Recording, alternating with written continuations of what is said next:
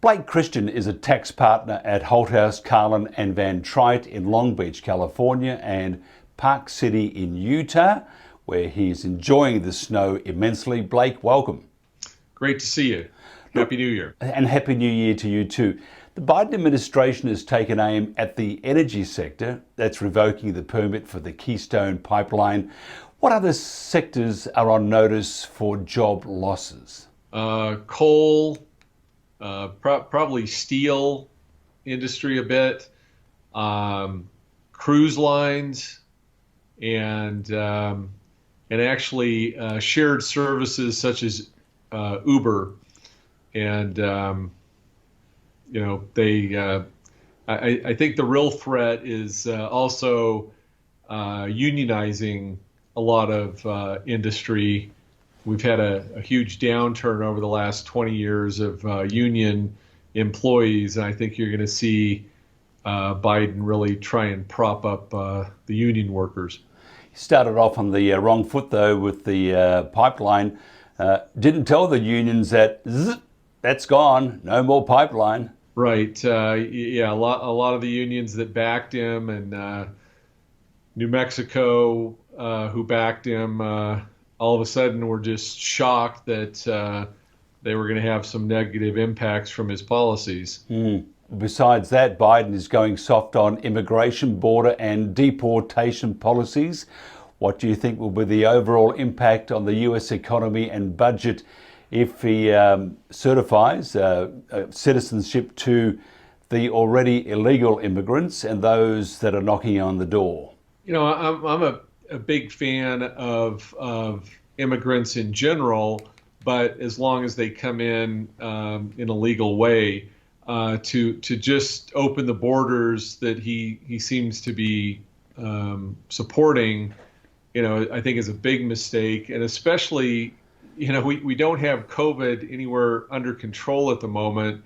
And so why would we, bring all of these, foreign individuals who are living in, less than ideal situations on the road, coming up here, camping out, not masked? Why do we want to add to the risks that we already have here? So anyway, worker visa program, all for it, but this open borders just makes no sense at all.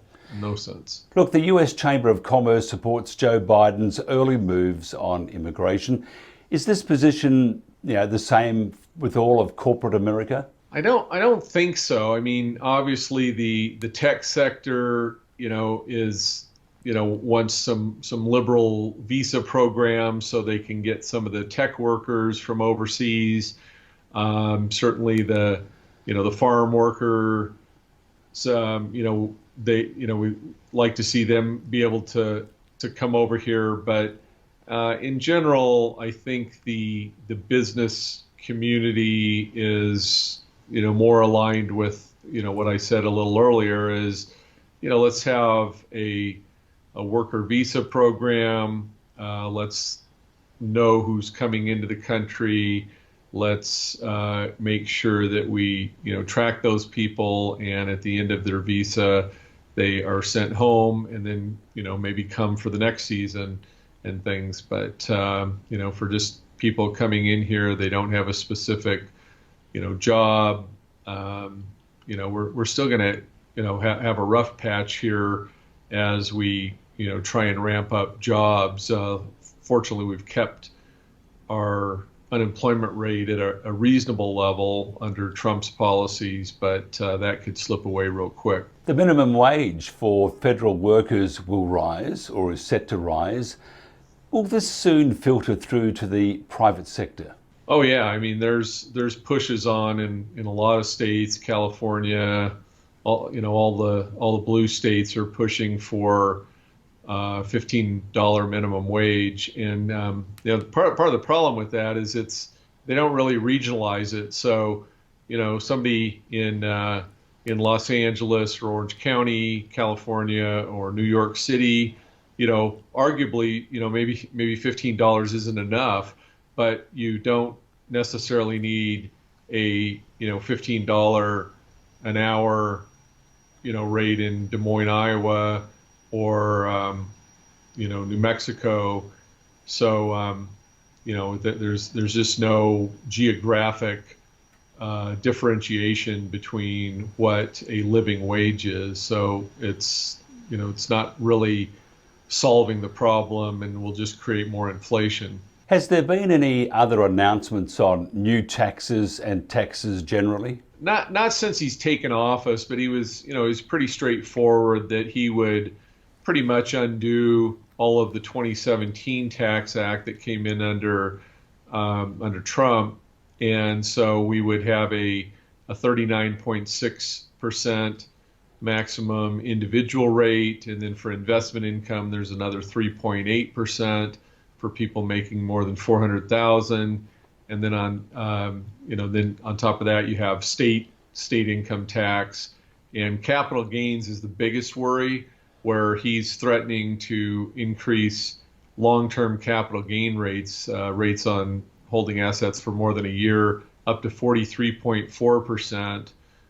Which is now 23.8, so almost a doubling of that long-term rate. And I think that's going to really, I don't think he'll do it, but if you played that out, you're going to have a complete dry up of investment capital.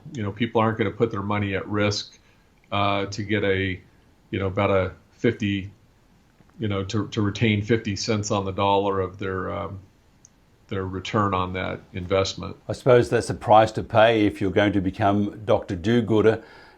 His administration, they're very quick. I don't know about Joe being that quick, but the administration is very quick.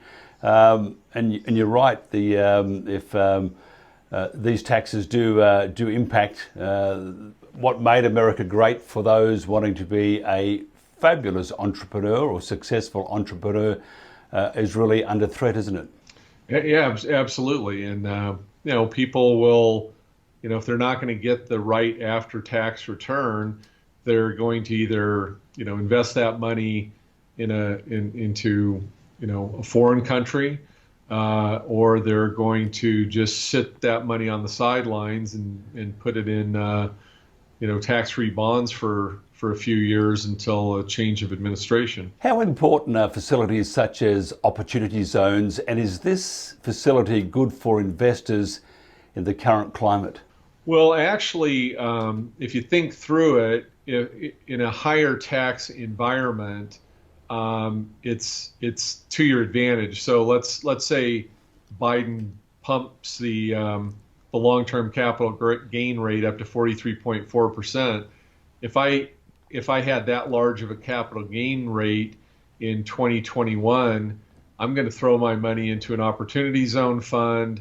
I'm going to make a long-term investment, and that gain is deferred until at least 2026 right now.